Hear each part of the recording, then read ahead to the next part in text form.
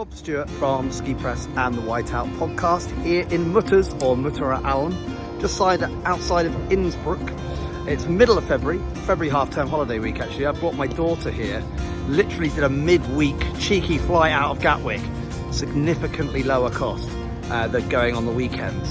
And it's only 15 minutes drive from the airport up to Mutters. You've got a great little ski area just outside of Innsbruck. There's 2 gondolas and a chairlift and a drag lift. Basically that's it. Really nice beginners area though. It's fantastic for families, especially beginners.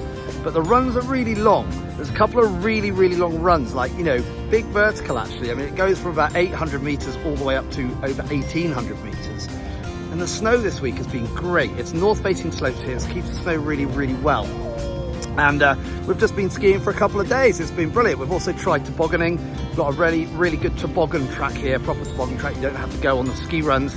And also something called a snook, which is it's like a bike on snow. And you kind of have to get a little bit of a technique. It takes about 10-15 minutes to get the hang of it. And then it's pretty easy after that, and actually a lot of fun. Something a little bit different. So yeah, Mutters, just outside of Innsbruck.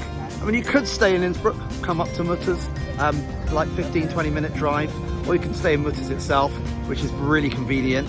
And it's been pretty quiet considering it's February half-term week. It's been really nice and quiet up here. The slopes have virtually not been completely empty, but at times they have been, which is brilliant. So I definitely recommend it for a short break, families and beginners especially.